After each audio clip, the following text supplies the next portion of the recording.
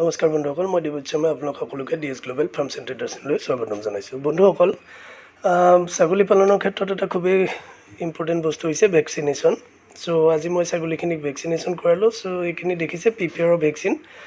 এই দুটা হ'ল ভেকচিন, সৰু দুটা আৰু ডাঙৰ দুটা হ'ল ডাইলুটেড ৱাটাৰ।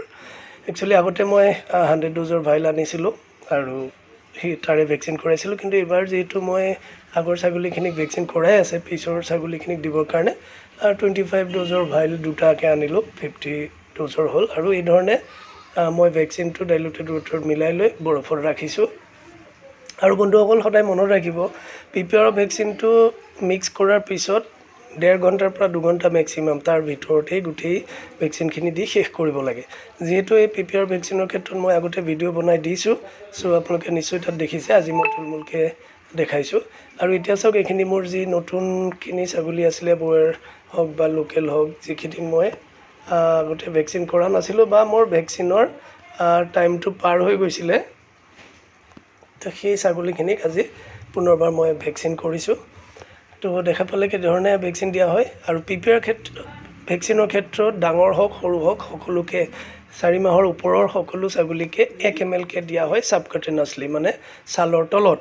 আৰু ইয়াতে এইকেইটা পোৱালি মোৰ দেখিছে যদিও 4-3 মাহৰ মান বয়সৰ, কিন্তু ইহঁতৰ বডি ৱেইট ভাল হোৱাৰ কাৰণে মই এতিয়া দিছোঁ। আৰু এই ধৰণে দিব পাৰি। আৰু এনেকৈ ছালৰ তলত আমি 1 ml কৈ দিব লাগে। সদায় মনত ৰাখিব যে মাংসত লাগিব নালাগে, ছালৰ তলত দিব লাগে। তো এই ধৰণে সকলোখিনি ছাগলীকে 1 ml কৈ পিপিআৰৰ ভেকচিনবোৰ দিয়া হয়। আৰু যিকেইটাই অকণমান অসুবিধা কৰে, চাওক মই ছালখন টানি পেলাই দিছোঁ। আগৰকেইটাক দিয়াৰ ধৰণটো অকণমান বেলেগ আছিল, ছাইডৰ পৰা দিছিলোঁ। আৰু যিকেইটা অকণমান অসুবিধা কৰে সিহঁতক চাওক ছালটো টানি পেলাই যেতিয়া এটা ট্ৰাইংগুলাৰ শ্বেপ হয়, তেতিয়া আমি ভেকচিনটো ওপৰৰ পৰা পুছ কৰি দিওঁ, তেতিয়া মাংসত নালাগে। আৰু ভেকচিনটো দিয়াৰ পিছত এই ধৰণে অকণমান মোহাৰি দিলে কি হয়, ভেকচিনটো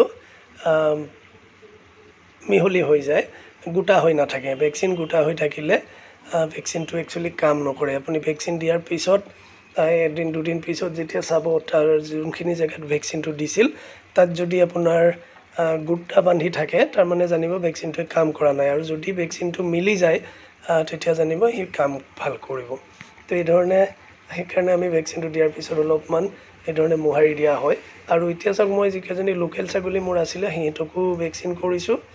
আৰু লোকেল ছাগলীক দিওঁতে অকণমান অসুবিধা কি হয়, সিহঁতৰ ছালখন খুব মানে মাংসৰ লগত লাগি থাকে। তো সেইকাৰণে চাওক, মই টানি পেলাই ধৰি বাহিৰলৈ উলিয়াই পেলাই তাৰপিছত ভেকচিনটো দিছোঁ। আৰু গোটেইখিনি ছাগলীকে মই এই ধৰণে ভেকচিন কৰিছোঁ, কিন্তু সকলোখিনি দেখুৱালে ভিডিঅ'টো দীঘলীয়া হয় বুলি মই 2টামান ছাগলীক আপোনালোকক দেখুৱালোঁ। আৰু বন্ধুসকল, সকলোকে জনাবলৈ পাই সুখী হৈছোঁ যে এতিয়া মোৰ তাত সকলোখিনি ভেকচিনেটেড ছাগলী আছে। মই ভেকচিন ৰেগুলাৰ কৰিয়ে ৰখা হয়। তথাপিতো এইকেইটা ছাগলীক ভেকচিনটো দিব বাকী আছিল, সময় হোৱা নাছিল, আৰু সেইখিনিও কমপ্লিট হ'ল।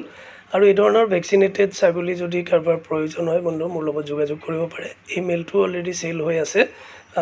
তো এই ধৰণৰ যিকোনো ছাগলী যদি আপোনালোকক প্ৰয়োজন হয়, কোৱালিটিৰ ছাগলী, ভেকচিনেটেড ছাগলী, তো আপোনালোকে মোৰ লগত যোগাযোগ কৰিব পাৰে। ভিডিঅ'টো চাই কেনে পালে কমেণ্ট কৰি জনাব। আজি ভিডিঅ'টো ইমানেই, ধন্যবাদ।